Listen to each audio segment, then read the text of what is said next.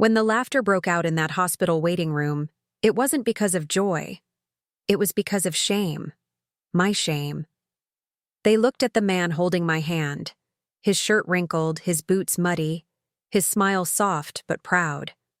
One woman whispered loud enough for everyone to hear, "That must be the father. Couldn't she do better?"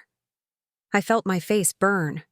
What none of them knew was that the man they mocked, the man they called poor, was the one who'd just changed my life forever. My name is Emma Parker, and this is the story of how love looked like poverty to everyone else, until they learned who he really was. I grew up in a quiet town where people cared more about reputation than kindness. My parents owned a successful real estate firm, my mother wore pearls even to breakfast, and my father's favorite phrase was, "Never settle below your class." I'd been raised to believe in appearances, nice cars, flawless hair, and relationships that made sense. So when I fell for Jack Turner, a man who worked fixing fences and painting barns, everyone around me thought I'd lost my mind. Jack wasn't polished. He didn't have a degree or a fancy car. He lived in a small cabin on the edge of town, where wildflowers grew through the cracks in his porch. But he had something no one else in my world seemed to have: peace. He listened when I spoke. He noticed small things, and he treated me like I wasn't a decoration, but a person. To me, that was enough. To my parents, it was unforgivable. The first time my parents met Jack, my mother smiled through gritted teeth. "So you're the handyman," she said, her voice sugar-coated with disdain. Jack smiled kindly. "Yes, ma'am. I fix what's broken." My father didn't even shake his hand. "How long have you been doing that?" "Since I was 16, Jack said. "Pays the bills."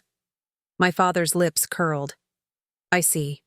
Well, that's honest work, I suppose." Later that night, my parents sat me down. My mother's diamond earrings glittered as she crossed her arms. "Emma, darling, this boy, he's beneath you. You have opportunities, a future. You can't throw that away for someone who'll never belong in our world." But I didn't listen. Love had blinded me to everything else, or maybe it had opened my eyes for the first time.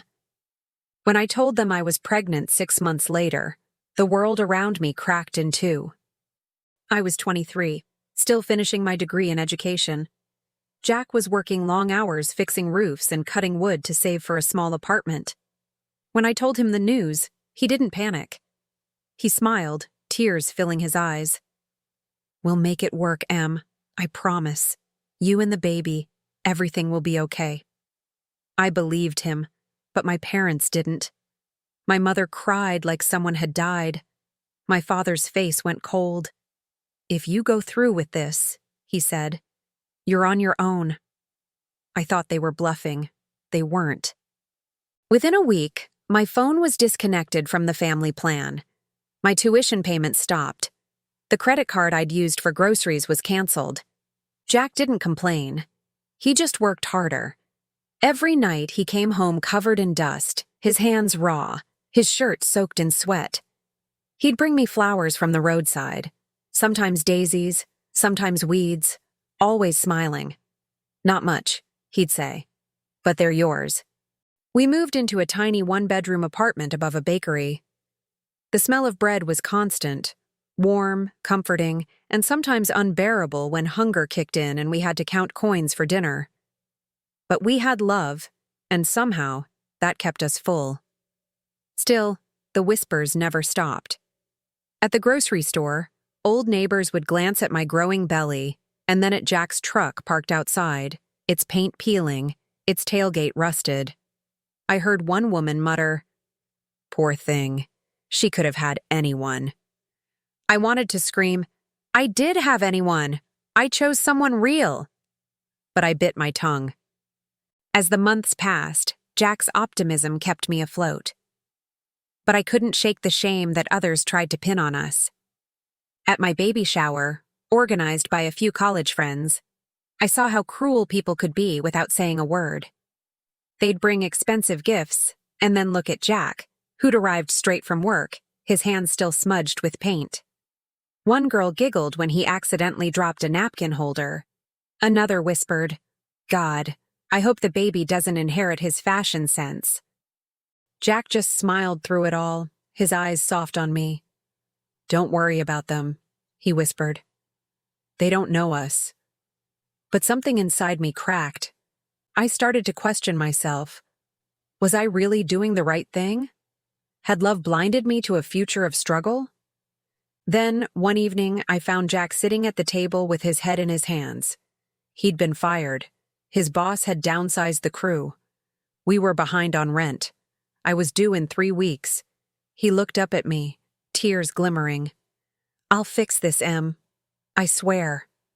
I believed him again, even though I didn't know how. The night I went into labor, the storm outside was brutal.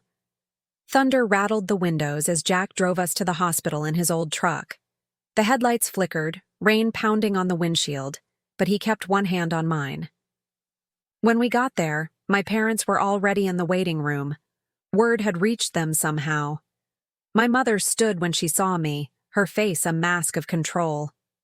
"We're here because you're still our daughter," she said coldly. "But this situation is your choice." When Jack came in behind me, soaked and shivering, my father muttered, "Pathetic." Hours passed.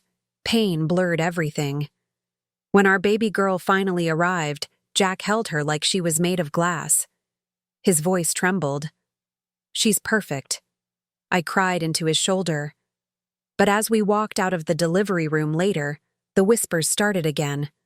From my parents, from the nurses, from people who thought they knew our story. And then everything changed. A man in a suit entered the waiting area. Broad shoulders, calm eyes, expensive watch. He walked straight to Jack and shook his hand firmly. "Mr. Turner," he said, "the papers came through. Congratulations. The land deal finalized this morning." My father's face twisted. "What land deal?" The man smiled politely. "Mr. Turner's company just sold a section of farmland to the city for the new solar plant. He's the sole owner. Quite a sum involved." The room fell silent. My mother blinked. "Company? What company?" Jack turned to her, his voice steady. "The one I started 3 years ago. The work I did fixing fences. That was just to keep us steady while I built something bigger. The land wasn't worth much until the city decided to buy it." He smiled gently at me. "I wanted to surprise Emma. I wanted to give her something real." My father's mouth opened, then closed. The man in the suit handed Jack a folder. "Your transfer should clear by morning. Congratulations again, sir." And just like that, the poor handyman became the wealthiest man in the room. The drive home from the hospital felt different. The storm had cleared, the air was cool, and Jack's hand rested on our daughter's car seat the whole way. He didn't talk about the money, the land, or the deal. He just smiled at the tiny bundle wrapped in pink and said softly, "She's got your eyes." When my parents came to visit a week later, they brought flowers and apologies hidden behind stiff smiles. My father cleared his throat. "We may have misjudged him," he said quietly. Jack nodded. "People usually do." My mother avoided his eyes. "If you ever need help with managing things," Jack smiled. "Thank you, ma'am, but I think we'll be fine." From that day on, everything shifted. The same people who had whispered behind our backs suddenly wanted to know us. Invitations came in, neighbors waved more often, and even my college friends started calling, curious and so happy for us. But Jack didn't change. He still wore the same old boots, still fixed things around the house with his hands, still brought me roadside flowers. The only thing different was that I finally stopped being embarrassed. A few months later, I ran into one of those girls from my baby shower. She smiled awkwardly and said, "I heard your husband's doing really well now." I smiled back. "He always was. You just didn't see it." Because here's what I learned. Wealth isn't about money. Not really. It's about integrity, kindness, and the quiet strength of someone who keeps showing up, even when the world laughs. They mocked my baby's father for being poor. They whispered that I'd ruined my life. But when the truth came out, it wasn't the money that silenced them. It was the realization that real worth can't be measured in bank accounts or last names. And as I rocked our daughter to sleep that night, I looked at Jack, the man who fixed what was broken in more ways than one, and thought, they'll never understand what real riches look like.